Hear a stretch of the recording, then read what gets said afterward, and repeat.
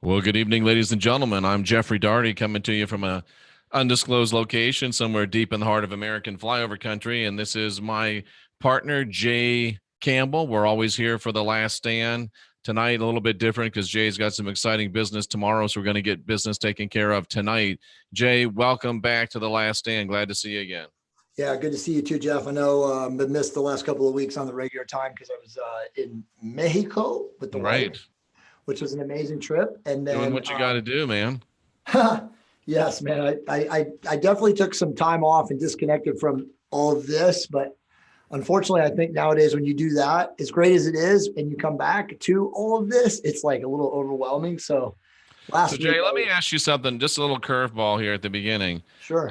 You sent me a picture, or I don't know if you put it on the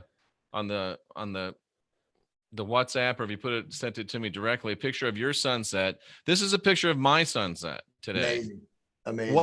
Why did you send me that picture? Is there something you want me to notice about this? No, I just put it in that group on our WhatsApp group because I thought it was like astonishing. It was Friday night. And it's beautiful. I was mind blown. I was picking up my daughter and I was just like, wow. Yeah. See, everybody's having this.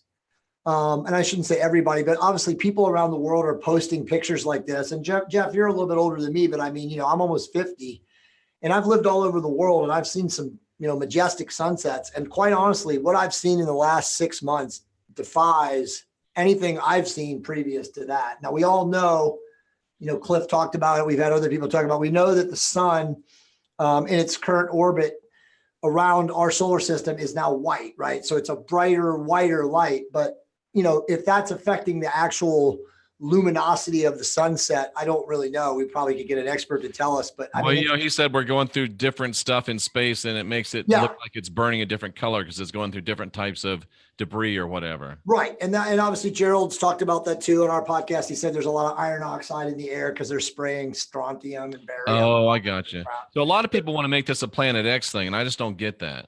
No, and I'm not even if Planet X exists, and I'm out of a point now in my life where I feel like everything is possible. The reality is it's not something that we can see. It's absolutely not. It's a total different dimension because, we're obviously, I want to get into what we're going to talk about tonight, but absolutely. We'll jump right in.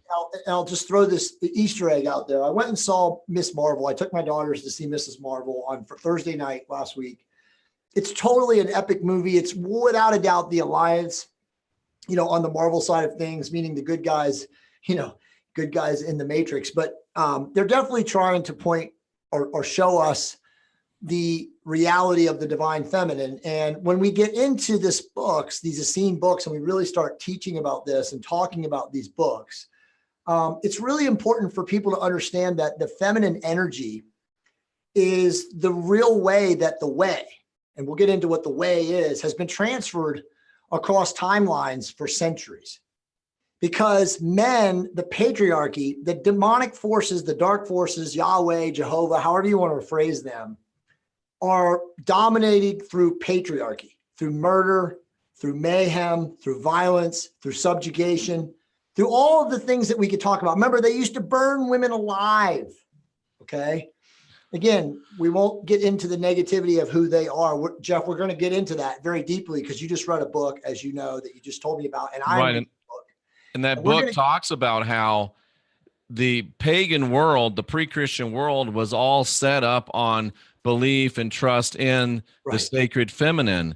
And the Western Christianity went out of its way to demonize women and institute a patriarchy. 100%, literally 100%.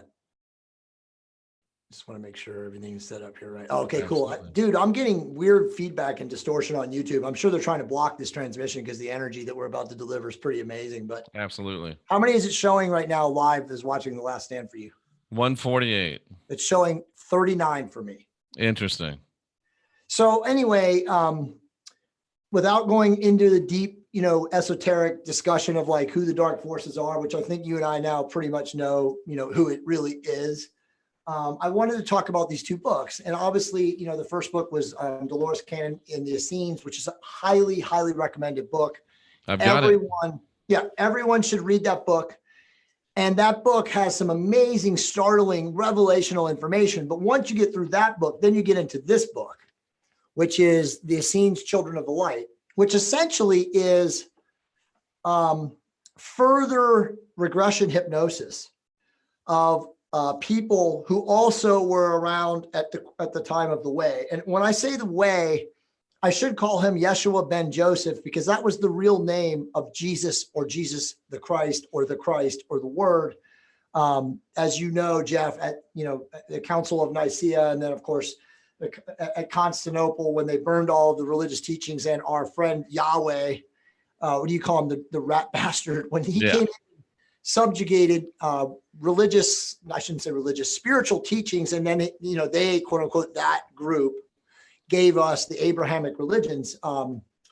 It was known as the Way. Jesus came, the Essenes made, and we're going to talk about this, the Essenes made it possible for this, what they call the teacher of righteousness, which was a person. Now, there's a lot of people that believe it was a metaphor. I do believe that the metaphor also exists. Again, we're in a world of duality. So the teacher of righteousness for that time, again, 2,000 years ago, was Jesus. Okay. And he was an Essene, without a doubt, a Gnostic, spiritual believer. Remember, guys, if you're watching this show right now and you're brainwashed, you have, as Gerald would call you, the God spell of Abrahamic religious teachings, then you probably should sign off. And I'm not joking, because I am very serious about tonight's content that we're going to deliver. And again, I don't have all the answers. Jeff doesn't have all the answers. But I have been meditating and contemplating very, very deeply on this for weeks. I've also had some people reach out to me in my life. I'm very, very blessed. Don't know how or why it just happened. But again, we're all in this together who represent this portion of the world. They are in the background. They are watching all of us. And I've been told or confirmed that I'm on the right path. And so everybody that's like following this Essene stuff, it's very, how do I say it? I would say that you should focus on it. Okay. You should read these books. You should meditate deeply on it. You should, without a doubt, pray. Just try to, I don't know why I just said the word try. That's probably what it means. Attempt to remove your Abrahamic religious fundamental principles from anything that you read when you reach this. And I also, you need to, it's also very critically important, Jeff, that if you have, what's the word?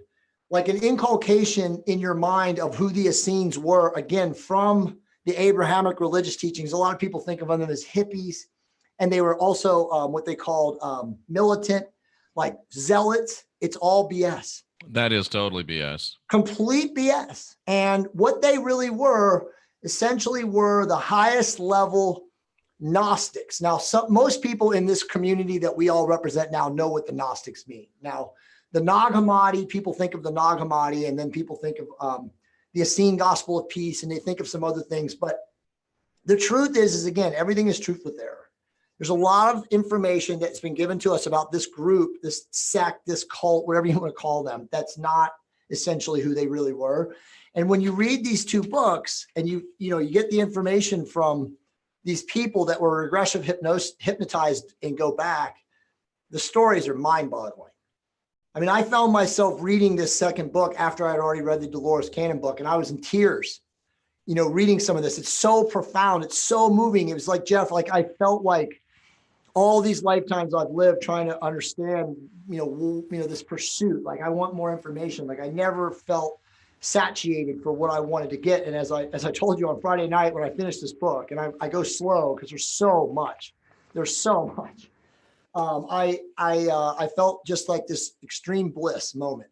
And subsequently, in the last 48 hours since then, I've just felt amazing. Like my consciousness has been, higher.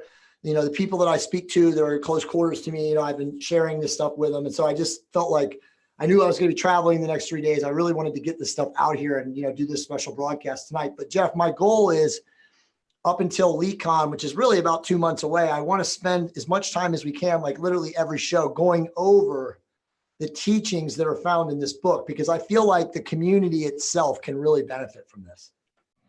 Absolutely. And it's definitely fascinating stuff to look at, and gives us, it'll help us unlearn error so we can be prepared to accept whatever truth we deem as truth. whatever's happening right now is they are blocking this transmission. It shows that I have 12 people watching live on the Last Stand right now. Yeah, there's more than 12. It shows 12. Crazy. Wow. Yeah, there's weird stuff going on. That's for sure. Okay, cool. So let's just jump right into it. So, guys, and Jeff, obviously share, whatever you want to share in here. So I put, if you're in the Decoders of Truth, I put the topics, and I felt like maybe tonight on the first episode, we would talk about the really big names and kind of define these overarching pieces in a story of the Essene. And so I'm really just going to read the definitions right out of the book, but we can talk about it because Jeff, about, from all of your, religious understanding and all of your study, a lot about a lot of this stuff, and you probably can share some of the stuff. So the first thing, first topic, and actually some people have been sending me messages on Twitter about this, which is kind of fascinating because I've never heard from these people again, ever since you posted what you posted and I posted on Twitter. But so there's a group of beings called the Kalu. Okay. I've just barely heard about that. Very, very high, just surface level. And me too. And by the way, and it's amazing that I've read all these esoteric works and doctrines and I've never heard of this name before, but Tracy, Dyer, who obviously is guarding the channel right now and is, a great supporter of us. And she put something in there from Stargate SG1 in the Twitter reply about the ancients. And that's probably the best definition of who the Kalu are. Now, there is a difference between the Kalu and the Watchers, and I'm going to differentiate them. And again, I'm not some guru, guys. I read these books. I've done a lot of prayer, a lot of meditation. I feel very, very strongly and convicted that this is the true way and that this is really coming like in the time where we're at right now in this part of history where this is not BS. Now, we know that most stuff is truth with error. And so for sure, there's no way to confirm that all of this is truth, right? It's channeled information, or it's not channeled, it's regression hypnosis, which is different than channeled. It is. Right. So anyway, but the Kalu, according to the Essene, and this is the exact definition out of the book, it says, the founders of the Essene communities who worked under the direction of the order of I can never pronounce this word. Melchizedek. Right. So a lot of people in the awareness community, Jeff, know who Melchizedek is, right? It's like sacred geometry, the divine order. So according to the Essenes, that order of Melchizedek is the actual angelic galactic beings who have been involved since the beginning of human development and evolution. So you'd say they're off-world. Interdimensional. I mean, it's hard to define. Again, we've been so brainwashed. Who really knows if there is a such thing as space, if it's hyperdimensional, if it's interdimensional, if it's astral. It's so hard to define it. I want to believe that there is space and that they are off-world. But it's so hard to define it. But the bottom line is they're humanoid. They've been here since the beginning. They clearly were involved or ancient before we've been engineered, right? So I don't want to lose people or throw people off, and I don't want to make this negative. But basically, the rat bastard, Jehovah. There's a million names for them. The Anunnaki have a million names for them. All the different human understandings and ancient texts have different names for the Elohim and the lesser gods, the little g's, all of these people. They basically created us from what was before us, right? And what was before us that we know is like Australopithecus, Neanderthal, Cro-Magnon, different forms of humanoid, bipedal, hominid, upright walking creatures.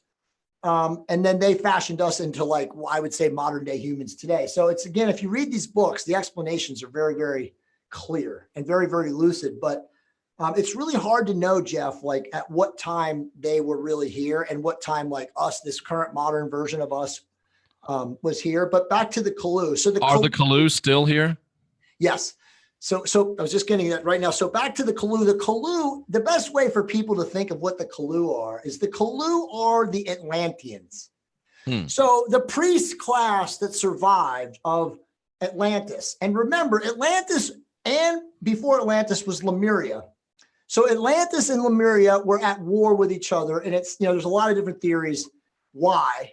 But bottom line is, it was, for the most part, before the war started, it was a golden age. And the Kalu were essentially what you would consider like the priest class. And again, I hate saying the word priest because we don't want to have religion. Right. But they were the spiritual gatekeepers. Okay. And so when everything turned upside down, and no one knows how far long ago Atlantis was, and when Atlantis collapsed, the Kalu were essentially, think of the Kalu as Thoth or Toth.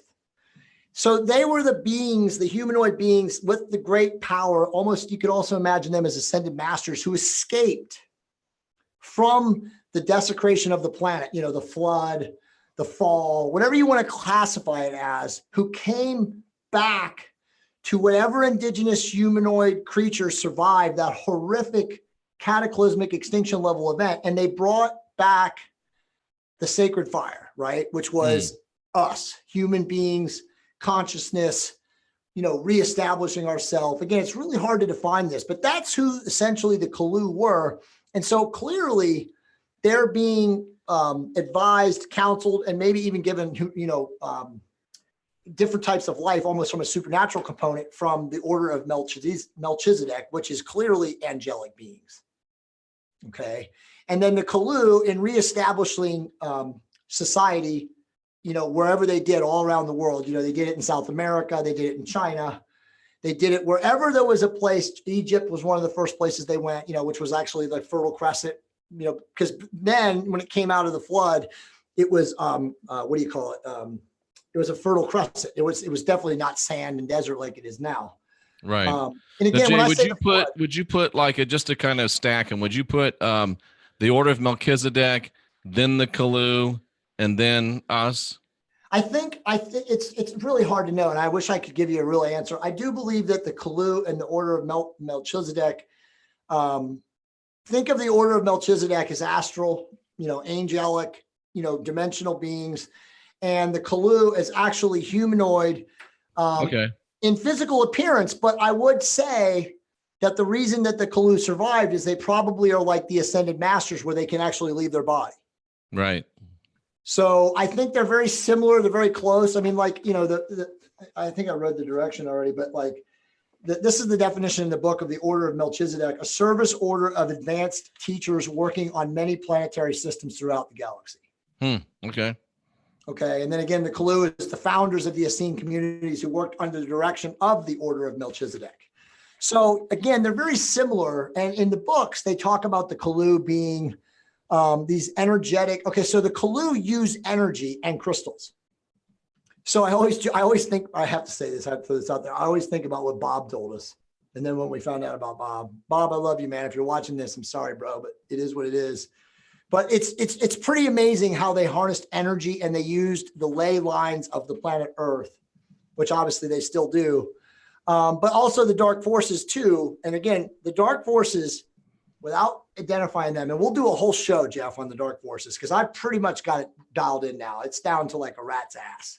And the bottom line is that they also knew how to harness negative energy, the same principles, ley lines, black magic, vocal intonations. It's all there. It's in these books. I highly encourage people to read these books. But I think the most important thing is to understand that regardless of the names of who the dark forces are, or who the names of the good forces are, and a lot of people have been asking me as I've been reading these books, like, well, are there truly angelic beings and good guys, quote unquote, here, and are they coming to save us? And this is what I believe, Jeff. And again, this is just my opinion.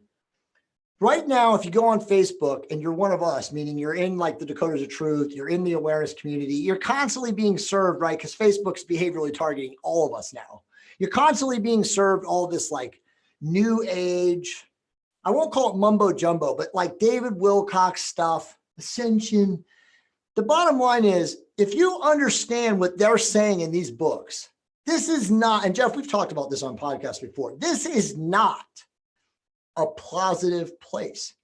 This is a matter realm fashioned by the demiurge. And again, all of his Elohim brothers and all the different names, which don't focus on the names, but created as a false light inversion, just like David Icke says, right? So the bottom line is that you read all this stuff. It's the age of enlightenment. The golden age is almost here. They're coming. We're moving into all of this greatness. You guys, listen, that stuff. And again, I'm not going to say names of people or anybody that's pushing this, Sonata or Sanadista, all these different names. It's all, to me, Rosanna Dana. Bro, it's 100% BS. It is. No one's coming to save you because you don't need saving. This is the realm of the demiurgus. The way, Jesus, the teacher of righteousness, came here to teach us the exit strategy. That's exactly right. Nothing else. This stuff about the good guys coming and we're going to wake up one day and all of your debts are going to be resolved and, la, la, la, kumbaya. No. He came here, and I'm sure he's come here in other forms as spiritual avatars, again, in different cultures, to teach us how to get out of this. Exactly. I don't understand why people are so easily misled by going on social media, reading these channelers, reading all of this stuff. Jeff, you and I have been saying this from the day we started the show. Optimize the physical vessel. Understand how to get your soul right. Understand what's your purpose as a human being, an Elo human being from your books. Serve others, forgive unconditionally, and love everyone. And it's not mumbo jumbo. It's not, new age spirituality to say that. That's the truth. This is in this book. This is literally the way. Let me read this to people. Now, again, remember, we have so much to cover. This is one show, but this is so powerful. There are certain principles of the way that most need to understand. 1, there are no temples. 2, there are no priests. 3, there are simple ceremonies. 4, reliance is on the Spirit, not upon written scripture. Scam. Number 5, love and forgiveness in our hearts for all beings. Yep, including ourselves. Exactly. Here's more. The way is a path of the Spirit, a path of the heart and not of the head. Not left brain, people. The heart simply follows the Spirit and moves towards the light. In that direct yet profound process, we catch an echo of the Essene Jesus living and teaching long before the New Testament was written. Okay. It was in the communities of the Essene Brotherhood that the way was first taught, and perhaps in that setting, it was most fully understood. The Essenes did not try to elaborate the teachings of Jesus into any kind of ceremonial or doctrinal structure. The simple and profound fellowship of human lives living close to Mother Earth had taught them the power and beauty of simplicity. From this is profound, by the way. From this unique perspective, they understood that the forgiveness and love demonstrated by their teacher could transform the children of the light. That's us, all of us, Elo humans, children of the light, lifting them up in the power of the Spirit so they could ascend into the kingdom of joy. Oh, that's a great one. I like that. Which, by the way, Jeff, again, for all you Abrahamic religious people, under the influence of the God spell, there is no heaven in the clouds with Santa Claus waiting for you. There are no pearly gates. Heaven is right here, right now, all the time. Are you going to choose to live in heaven, or are you going to choose the victimhood of the manifested hell that you create, which also doesn't exist? Absolutely. Religion is about pie in the sky and the great by and by after you die. Exactly. Reality and true spirituality works while you're still around down here on the ground. Exactly. Very well said. Look at this right here. I mean, you guys, I'm telling you, when you read this book, it'll change everything for you. It's so profound. But this is, so Daniel is one of the people who is an Essene from 2,000 years ago, who's but regression hypnosis, who's come out, and he's like me and you, Jeff. He would literally be like running a show. He's like a deep esoteric wisdom, like cosmology. He's all into like different races, different beings. I mean, this book is just There's parts of this book that will literally, if you're like us, and most of you guys are, you will have tears streaming down your face reading this book. It's that good. But this is what it says. It says, this was Jesus's true aims. Uniting with the Spirit and going into the light are the aims of the teacher of righteousness thoughts and teachings, whilst love and forgiveness are the methods he puts forward to achieve these aims.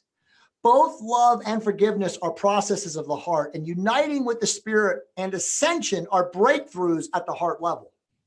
When we receive the energies of the Spirit, these energies transform and transcend our previous state of being. So Jeff, this is how simple it is. Again, Jesus came here. He sacrificed whatever, there's many made up stories. Everybody has different opinions and belief systems based on Abrahamic religious teachings, wherever we come from, whether you're Protestant, you're Catholic, you're Christian, you're fundamentalist, you're Jehovah, whatever. It's all nonsense. The bottom line is he came here through metaphor and riddle, because as you know, Jeff, better than anyone, the Bible is nothing but metaphor.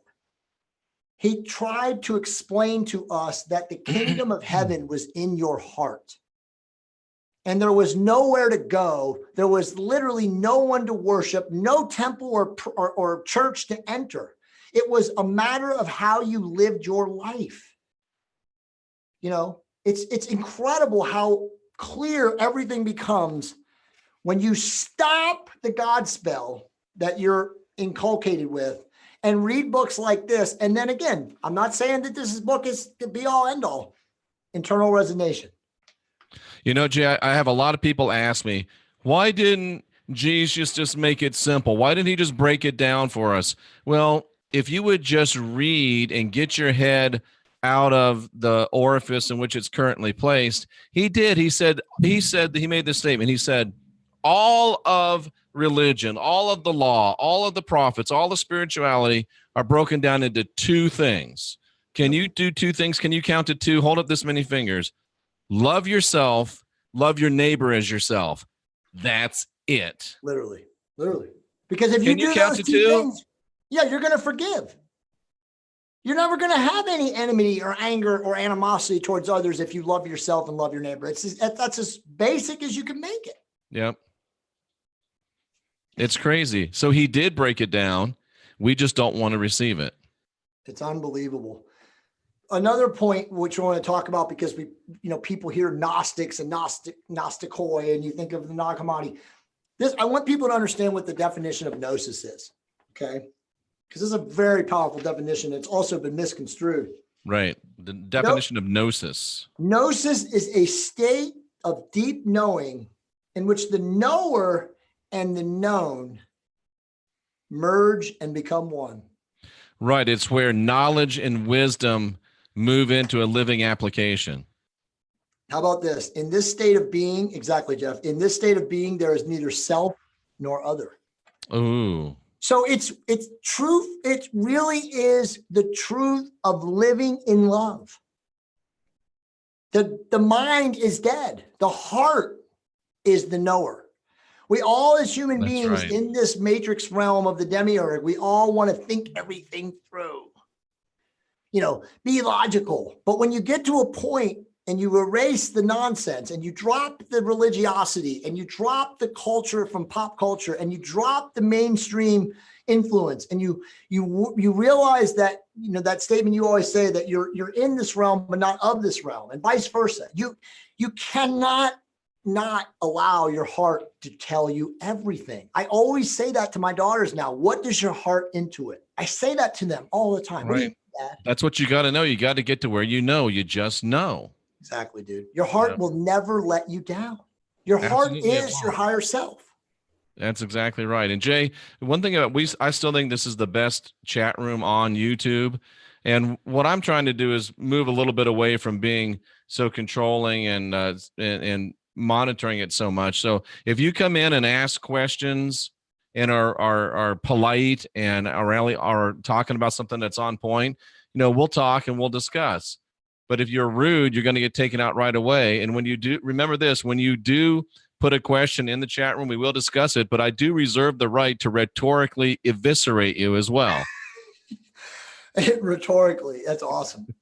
Listen, you even learn in this book that Jesus has love and forgiveness for all, but he does not tolerate people who do not take the advice and utilize it, right? Like, again, exactly. More power to you. Do what you want to do, eat babies, burn children, whatever, but don't come and influence people who don't want any of that stuff. And that's what's so important. All right, let me throw the massive rabbit hole in all this. They also, the Watchers, okay? So that's a big question. Who are the Watchers? We've already talked about the Kalu and the Order of Melchizedek. Who are the Watchers, right? The Watchers are everywhere in the Bible. They're listed in many, many times in the Old Testament. They're also in all the hidden, codices of the Bible. Obviously the Nag Hammadi stuff, the Gospel of Philip, and all these other things that are hidden. You know more about than I do, Jeff. But so this is the definition of the Watchers, which is pretty interesting. The Essene name for the ET teachers, including the Melchizedeks, who supervised and monitored the work of the Kalu. However, they were not all positive.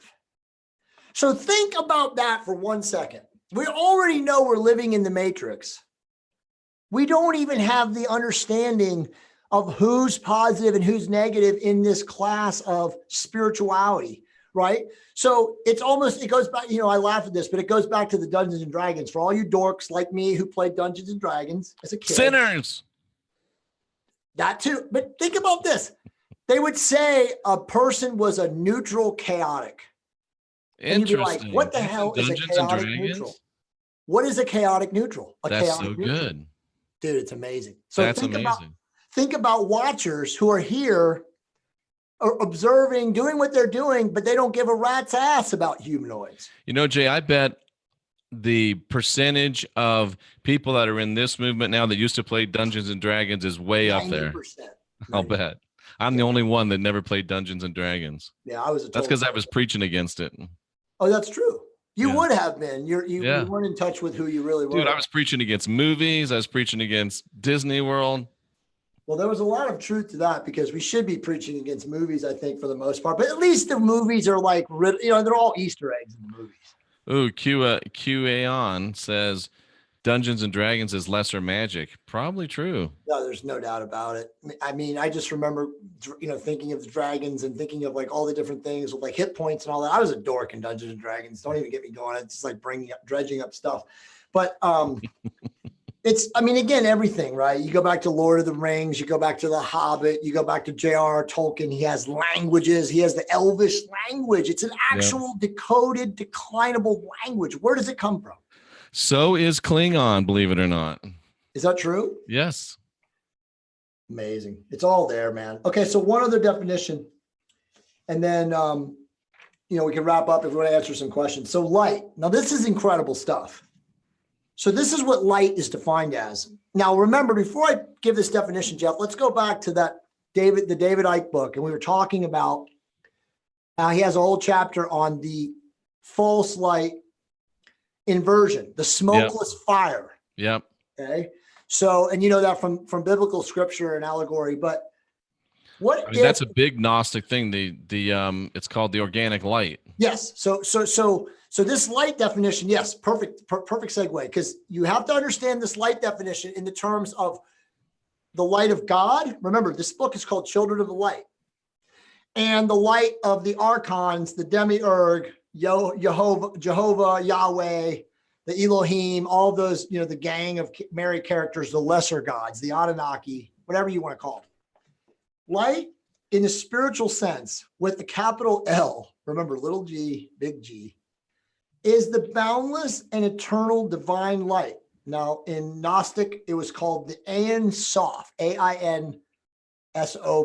So, Sophia, this is the Ein Sof. So this is the divine light, eternal divine light. This is quite distinct from the common light of star systems. Ooh, nice. With a small L.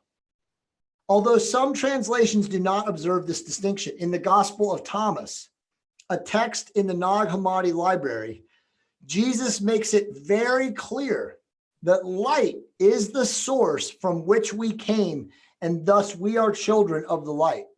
Capital L light. So the false light is the demiurge.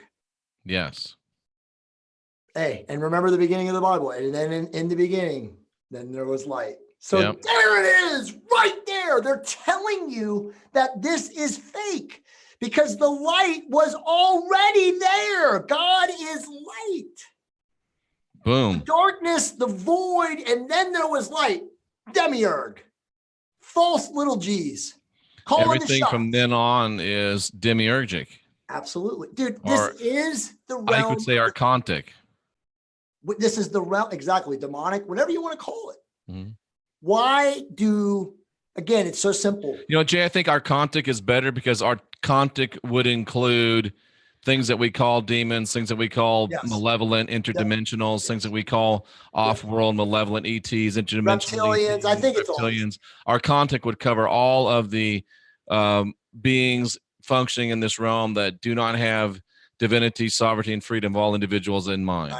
Exactly. They're completely soulless. And if Lisa Renee ever comes off her sabbatical, we got to get her on. I've talked to her several times. She's been on a much-needed sabbatical with her husband. But Lisa Renee, energetic synthesis, great stuff. Don't agree 100%, but boy.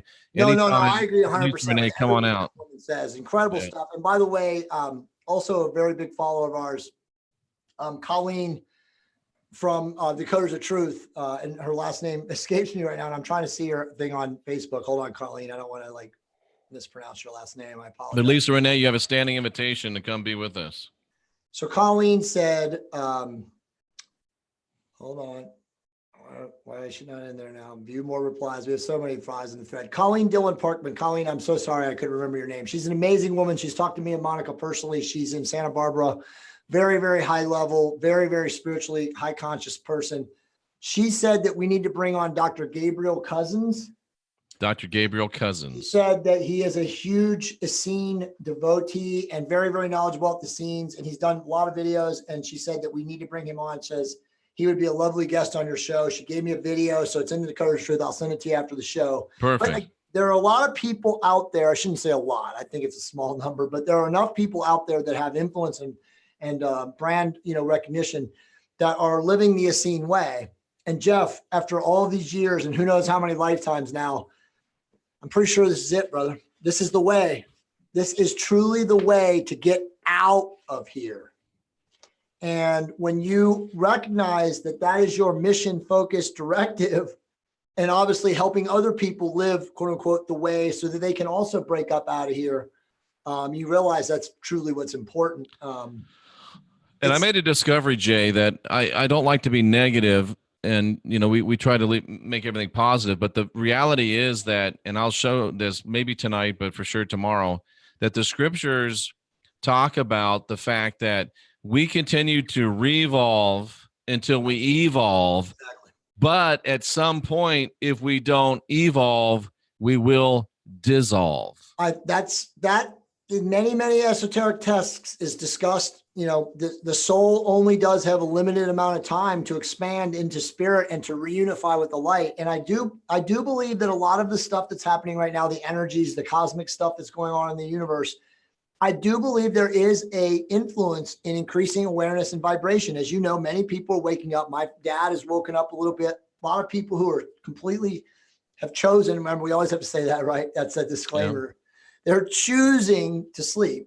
Right? Because we all, as a base human souled being, know everything, but we're, in the matter realm asleep. We choose to be asleep. But bottom line is, it's very, very, very important at this time, again, and I don't have any idea of what would happen, what might happen, if there is truly an essential moment. I mean, I do think now very convincingly there is an essential moment because they talk about the coding in the Bible. It's all in the book, and we'll get to it, Jeff, when we get deeper into this. I wanted to do a real broad overview of this tonight because I know a lot of people are going to resonate with this.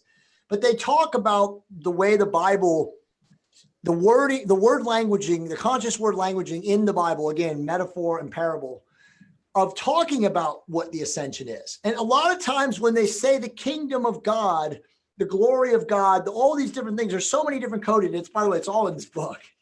it's talking about the essential frequency to be a ball of plasma, to be a yellow orb, however you want to, in three-dimensional terms, think of it, but a non-avatar meat modem existence. Yep. Basically, I think the best way to do it from a quantum understanding is thinking of biophotons congealed. And that's why you look like a ball of plasma. That's really what your essence is, because remember, energy is infinite. You're pretty much a manifestation of the organic light at the real essence of who you are. Real light, exactly. Yeah. That's it, dude. That's it right there. Perfect. That's it. That's it. You are an extension, the holographic soul of the true capital L light. That's it. And when you dissolve, we're talking about revolve until you evolve or you dissolve. The dissolving thing isn't like it's not like it's a punishment, or it's not like it's punitive, but energy. I mean, you come here and you get a chance, but there comes a point where your energy will be dissolved and will go back to fertilize the etheric if you choose to evolve. That's what I would say too. And that because if you think about it, that's totally true. Your consciousness goes away. So like Jay Campbell and Jeffrey Doherty, who have been Jay Campbell and Jeffrey Doherty in thousands of other names or hundreds of other names and bodies. You're right. You don't get to a certain point, and then all of a sudden Jay Campbell and Jeffrey Doherty are no more. And so the goal is to keep that consciousness, which we obviously always forget when we reincarnate and come back into matter form. And obviously that's done for a specific reason. You don't want to remember, my God, some of the traumatic stuff you're learning. It's an experience of the experience, but yeah, dude, that's a really good way to say it. That's a really, really good way to say it. Before we end the show tonight, we can take questions if there's some great questions. Nigel, what's up, brother? Nigel's been sending you and me some great stuff. Nigel's been blowing up my inbox. Nigel wrote an awesome book, and I read the whole thing, and I haven't had a chance to get back to him because I've been so busy with my money magic system. What'd you think about it? It's great. It's great. I've already told him. He asked me to. I won't get into the publics right now, but him and I are going to start talking, I think, a little bit more consistently. Cool. And Jay, just to mention, you talk about people waking up. Someone who's very close to me just had one of their family members call them up and say, "Hey, I think I'm ready to talk about this waking up and truth stuff with you." So that's awesome. There are things afoot. It goes back to, not to talk about QAnon, but if the power structure of this planet is controlled, as we know, by the demiurgus, that's not even debatable anymore. So to think, if you're out there and you are like us and you have removed the veil of religiosity, stop for the life of you believing that anyone who's connected to the power structure is here to help. They're not. They are connected to the forces of whatever. Yeah. Neutral, chaotic, darkness, evil, good and evil, whatever. Okay. But bottom line is that, again, your only goal as a human being is to love, forgive, and serve at your highest possible intention. And hopefully you do it in a way that influences other people so that more and more people can be exposed to your creativity, your greatness, your essence, so that they can get out. I do have a book that Jeff knows about that was just sent to me by someone of very supremely high level that I deeply, deeply respect on Friday. I've sent it to these guys. We've all been combing through it. It's crazy. I'm going to give everybody a copy of the book. You got to email me though, because I just have the PDF, but it's called Jehovah Unmasked. Yep. It's 182 pages, and all of us have already read through it. And guys, I'm not kidding you. You read this book and you're done with Abrahamic religions. Done. It's that clear. Now, again, I'm not saying it's 100% right, but it's probably pretty close. The guy that wrote this book was like Jeff. He was, a Jehovah's Witness, a Catholic, a Lutheran, like a fundamentalist Baptist Christian, preacher. Oh, I thought you were going to say he was really sexy. I don't know what he looks like. Probably. He said he's just like me, though. Well, then he must be super sexy. Exactly. He's got all that hair, man. It's amazing. I wish I had all that hair. But dude, seriously, when you read this book, it is so mind-numbing. I mean, I've given it to like 20 of you guys, and every single person who started reading it were just like, Jesus, what the hell? And I'm like, yeah, because it's that good. But anyway, just email me. You guys know how to email me. It's a service@trtrevolution.com. Don't send it to contact, send it to service. I'll send you the book. It's a small PDF. It's like 1.2 megabytes, it's 180 pages. if you get it from tonight and you're like any of us, you probably won't go to bed. You read the whole book. It's that good. It's don't start it unless you want to sit down and be there a while. I mean, it's just one of those books when you start reading it, it really has no relevance to the Gnostics. It has no relevance to the Essene. It's not talking about this. It's just a book that decodes who the dark forces are. It's that simple. Yeah. And it's written in a way where you're like, if you're religious at all, and you're obviously open to like being like us, and you're like, okay, well, I was raised Catholic, but I don't believe in any of it anymore. And then you read it, you're going to be like, oh my God. Wow. It's that powerful of a book. And again, it was given to me by somebody who said, you need to read this. It's very important to you. Nigel reports that it took him just over 2 hours to read it. Exactly. Yep. And Nigel read it. I gave it to him earlier today. He's already blown through it. Nigel's an animal. So Jay, do you dabble at all in the paranormal? I mean, not really. So this is my opinion. If you're at a vibrational level or a consciousness level where all you deal with is truth, I don't think that, and again, I'm not saying that their paranormal is dark, because it's not all dark, but I don't feel like I resonate in any learning of like wanting to experience, that level of things. Not to say that if something came out of the paranormal and jumped into physical form and wanted to talk to me, I would entertain the conversation, but it's weird because I don't feel, how about this, Jeff? I've reached a level in my life where I have no fear of anything. So I don't know if that vibrational level that represents paranormal or evil or fear or anything like is even close enough to being around me to vibrate me. And I'm not saying that like it can't happen, but I'm not in that, Yeah. Rocky Stucci is very much at the same place you're talking about. We're beyond that level of, hey, we want to get a good EVP. We're hit on that. Oh, we want to see a ghost. But the one thing that still keeps nagging at me in the paranormal is to maybe reach out to entities that are stuck and help offer them some assistance I think you do it. I mean, Robert Monroe, that's his entire book. The last book, that's what he did. I mean, when he was doing astral traveling and projection, he was rescuing, souls that would not essentially leave this physical form, right? Like they died, their meat motor was dead, but their essence was still here. And so I started doing a little bit of that, and I need to get back to it somewhat. I mean, I think you can. I always go back to Hawkins. Yeah. And Hawkins says, remember, and again, this is my entire existence now, meditation is risky. Contemplation is not, because in contemplation, you have control over the astral realm because you're not in the astral realm. Right. You're on the verge. But when you're a deep, deep meditator and you go into the astral realm, especially for people that astrally project, you got to be on guard all the time because there are definitely nasties and interdimensionals and beings that will trick you. The great tricks. Or if nothing else, just viruses that will want to infect you and parasites that will want to attach to you. I mean, dude, there's no telling. I mean, again, and that's why kind of like, and I don't look down on people. God, if I could just like, close my eyes and get out of my body, which a lot of people can. I would love to, experiment with that. But I just feel like, for example, like I'll give you a good explanation. Like, Tony and his girlfriend, Tony Monaco. Well, yeah, Tony and Princess and Mia Monaco, we went down into amazing cenote. And I mean, you went down a couple 100 feet into pitch black darkness and you're repelling and there's nothing. And I'm thinking to myself, as I'm doing this, I'm like, wow, there was a time in my life I would not do this. And not one of us was fearful, and I know Monica was, and I know Tony was, I don't know about Princess, but Tony was right behind her. So she didn't say anything if she was, so power to her. But I mean, like when you're at that level in your being, you're not afraid, man. It's true. But so many people have fear or have that like, oh my God, what happens if, or what might happen? You know what I mean? And it's immediately like they override your consciousness. So when you get to that place where there's no fear, you have no fear of death, you have no fear of being able to unpay your bills, you have no fear of being sick, you have no fear of anything that might happen to you. That's when the dark forces have no sway.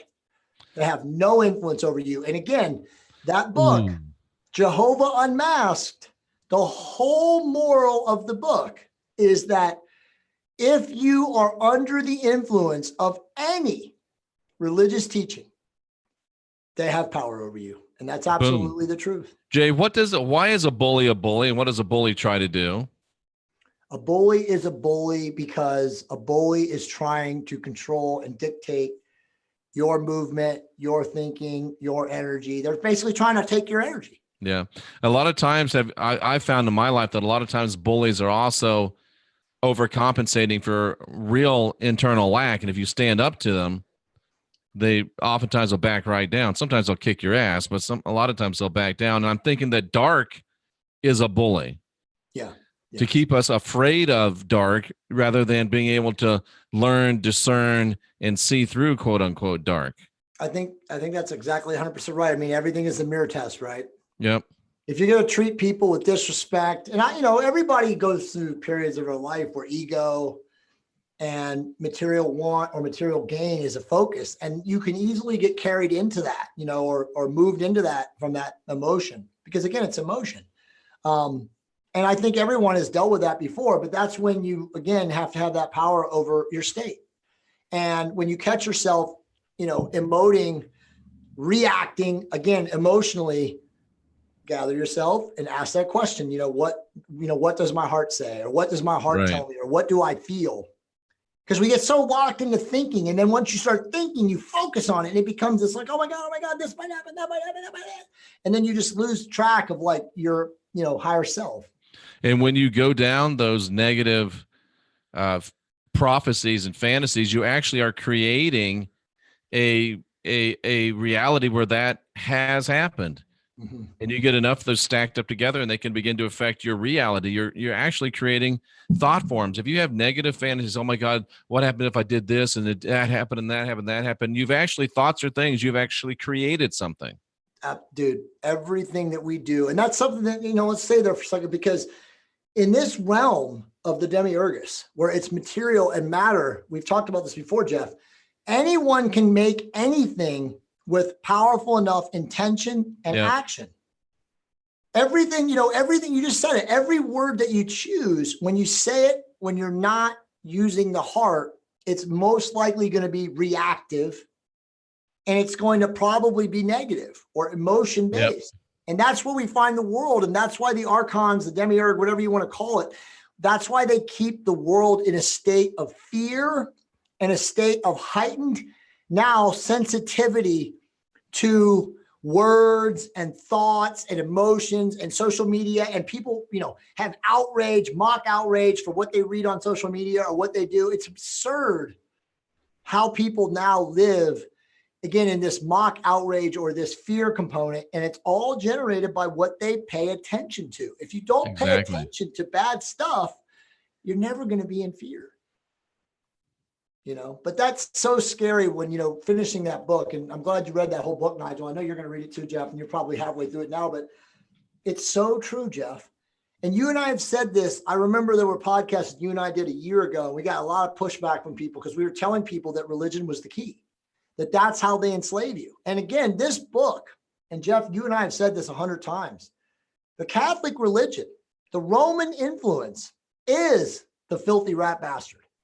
That is the seat of their power. It's the flagship for sure. Yep. Because there's more Catholics, And then, it's the big three: Catholicism, Christianity, Catholicism, Islam, Judaism. Exactly. Catholicism includes Roman Catholics and Roman Protestants. Exactly. Yep. Those are the three. Yep. And if you're under that God spell, then that's how they influence you. And again, if you read this book, Jehovah Unmasked, and again, just email me, service@trtrevolution.com. I'm happy to send it to you. Actually, should I just put it in a Dropbox link and leave it in maybe that would be better. I'll just put it in a Dropbox link and I'll leave it in the comments so anybody who watches this can download it rather than email me. I'll just do that. I'll put that when I get done with this. All right. But Jeff, seriously, that book is going to change a lot of people who have open-mindedness and a desire to, as Gerald Clark would say, delete the God spell. That book is going to open your mind, and it's going to make you put it this way, Jeff. You know what, Jay, this has to be said, and we haven't really pissed anybody off tonight. You know what? Veganism, vegetarianism is becoming its own religion, and it's becoming almost as bad as the Abrahamic religions. And by the way, glad you said that, the Essenes have in this book and in the Dolores Cannon book, it's okay to eat meat. If you worship the meat before it and you give a blessing to it and you say, thank you for providing with sustenance for me, it's okay. And again, it's a personal choice. Now they believe, and again, they don't know, but they believe that there was a zealot faction of Essenes. Yes, and there the was. zealot faction of Essenes did not eat did not eat animal protein. So again, we know that there are some, and so that's probably why we haven't had the show until we pissed a few people off. Well, there were probably a lot of the understanding, the cultural understanding, again, of the translations, and of course, we know that the Rat Bastard is involved in a lot of the mistranslations. Yeah, that was probably put out there so that a lot of people who are living in the Essene community felt that it was imperative that they did not eat animal flesh. And again, it's a choice. It is. Again, I always go back to the book. What was it? And no matter what you're eating, something has to die for you to live in this realm. It's not the Lost Teachings, but what is it? Oh man, I forgot. I'll put the link of that book, or I'll just write when I put it in the comment. But the guy, John Peniel, that wrote that book, whatever that was, the name of the book. Penella, the Divine Secret Garden? No, not John Peniel. It's another guy. His name is John Peniel, and he wrote the I can't think of the name of the book. If somebody knows what I'm talking about, it's a great book. But he talked about, there's a whole chapter about if you did choose to eat animal flesh or animal protein, it was okay. I'm looking up there right now to see what they say. I can't think of the name of the book right now. Yeah, me either.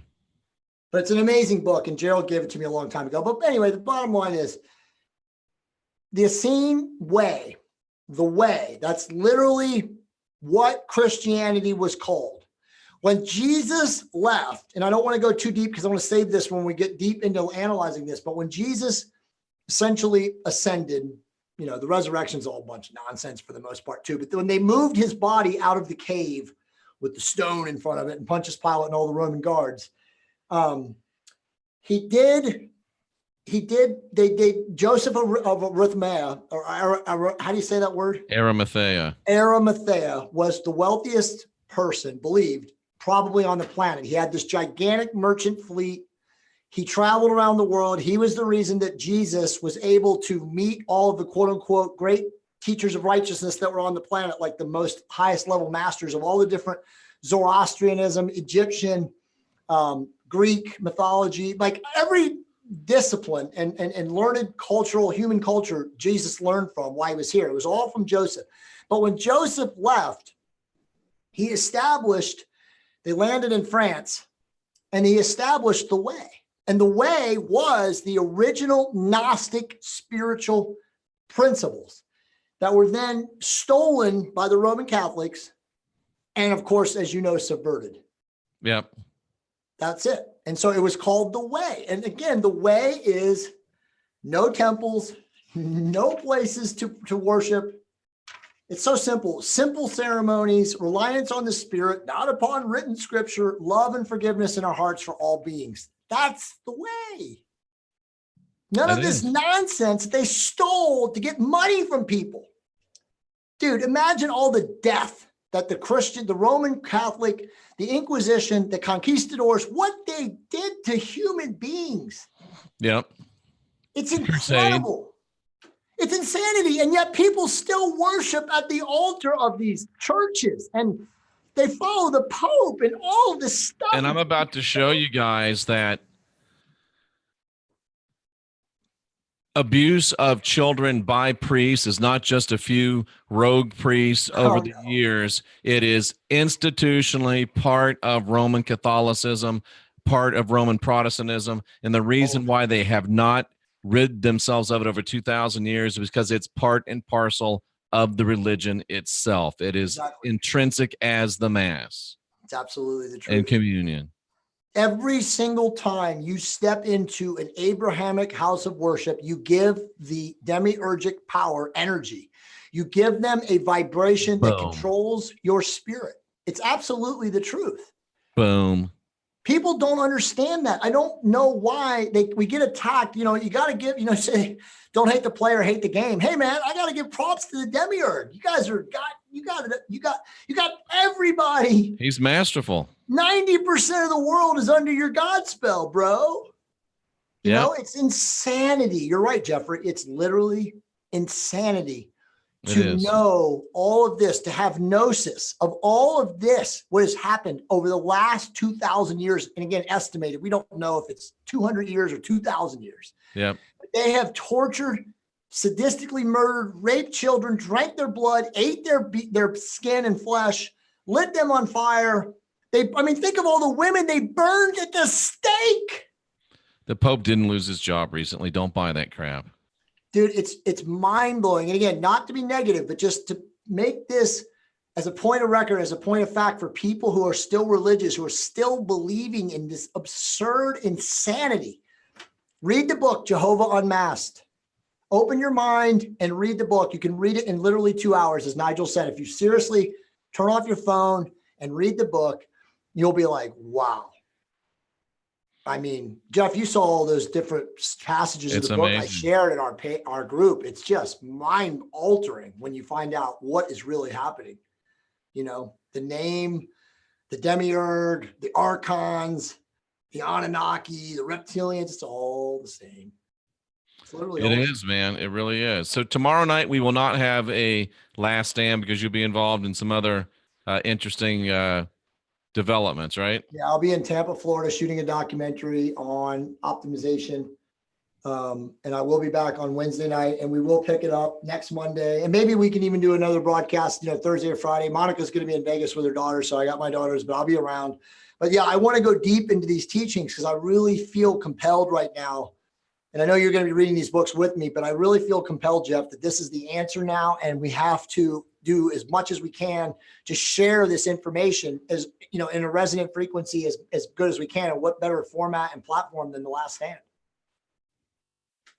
It is. I agree with you 100%. It's powerful stuff. It really is. And we've got, 7 or 8 weeks before LeakCon, and we'll be talking about those. And if you want to come to LeakCon, Jay and I will both be there. We'll have a table. You can come by, shake a hand, slap a face, but you better be quick. Yeah, if we put a big Last Stand get together, we'll figure it out. Jeff and I'll figure it out, but we'll do and I'll pay for the whole thing. We'll do a cool dinner, Yeah, we do a breakout group. Yeah. Yeah, that's what I'm saying. Dude, if we could get Rocky Stucci down there, that'd be awesome. Yeah, anybody who wants to come, dude, it would be so amazing. Monica's not going to be able to be there because she's got her daughters that weekend. Yeah, her daughters. So we'll do our own little rogue gathering within LeakCon. Well, we'll definitely, if you guys come, man, we'll broadcast for sure, and everybody will get a chance to get on. But I mean, more than that, we'll break bread. We'll have a nice dinner together. We won't be drinking alcohol, Jeff. No, I'm not. I don't do that anymore. And not because I'm a teetotaler. It makes me sick. It literally makes me sick. And I think it's because your consciousness. It does. It does. There's no doubt. I mean, again, I don't judge people if they drink alcohol. If you want to have a glass of wine, there's nothing wrong with it. But yeah, I agree. I did a podcast, Jeff, with the guy, James Swanwick, that made our glasses. And he has a challenge. And it's called the 60-day no alcohol challenge. And he swears that every person who's ever entered the 60-day challenge and finished it has not one person has gone back to the alcohol. No way. That's powerful. We should get him on this show. We can. I can bring him on. But here's the truth. Here's the truth. The truth is that when you give up a consciousness suppressor willingly, it has no power over you anymore. Exactly. So most people don't do it because this is what they say, Jeff. It goes back to the whole religiosity, demiurge control, right? They say, well, if I don't do it, people are going to judge me. It goes back to what other people think. It is. And by the way, LeakCon is May 16, 17, 18, 19, right in there that weekend in Denver, Colorado. And by the way, the hotel's not even expensive, guys. I literally went on hotels.com and I got a hotel there for $95. And it's a 4-star hotel in Denver. Yeah, the Marriott Tech Data Center, right? Good stuff. So Jay, that's $40, right? Or $45 a person if you got two friends you're bunking up there. Or take an enemy and bunk up with an enemy. Jay, I used to say when I was a Christian, I don't drink, smoke, or chew or hang out with those that do. Now I still don't drink, smoke, or chew, but I will hang out with those that do. It's not a problem for me. That's so awesome, man. I've never heard that before. We should create a backdrop. We should. That's epic, man. You guys, I truly appreciate Halo Marquise will be there too as well. Awesome. Yeah, we're gonna have a great time, folks. I mean, I'm sure there's a ton of people that are in the group right now that will be there, but we had a huge group tonight, you guys. We appreciate you guys joining us on Sunday night. Might make an exception for a fine Cuban cigar. I'm sure Wayne Steiger will probably make an appearance. He's lives there right there in the Denver area. Awesome. Tracy said, Jay, that's because you were Catholic. There's no doubt about it. There's absolutely no doubt about it. But it's folks, true, Jeff. Yeah. We know that it's the religion that is the shaper, right? That's the prime mover and how they control from childhood. Yeah. Well, folks, Jay's going to be busy the next couple of days. We will have another Last Stand maybe this week, but for sure next Monday. I've got some really powerful stuff coming up about the Jesuit hijacking of biblical literature, talking about original sin in the Roman Catholic Church with child abuse, Thunderbirds, the Latter-day Saints meeting with the Pope. A lot of powerful stuff. And I'm putting together an interview with one of the last remaining true literal descendants of Joseph Smith. Wow. Are you serious? So I'm serious as a shark attack. That's amazing. Yeah, that'll be fun. When I read, what was it? My brain is so melted. I've been so focused on reading this stuff with the scene. Was it William Brandley's book, whatever it's called? I can't even think of it. But, it has an amazing story of the Mormons. Absolutely. The whole story of Joseph Smith. Again, it's all Godspell. Every single religion is all the same. He was very interesting.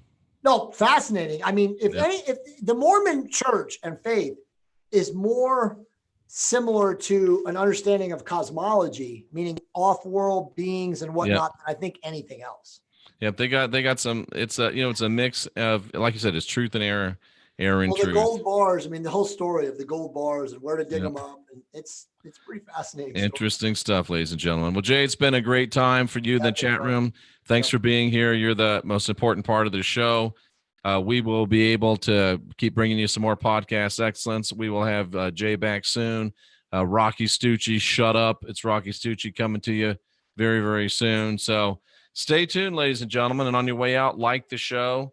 Give it a thumbs down if you didn't like it, and make sure that you do subscribe and go over and check out Jay's information too. Jay, where's the easiest place to find you? My website's TOT, which is Testosterone Optimization Therapy Revolution.com. There's tons of stuff there. I give away tons of free stuff. If you're not subscribed to the list, please do, because every Monday I write a pretty awesome email, and I usually give out some cool stuff too. So please. The only Monday email that you need to read. That's right. The only Monday afternoon email. Yep. So I got to actually finish that tonight because I'm going to be flying all day tomorrow. All right, ladies and gentlemen, nice to see you. And Jay, sit right there, and I'll say goodbye to you. And we'll talk soon, Rocky. Take care, folks. Take care, guys. Thank you, Rick Tracy.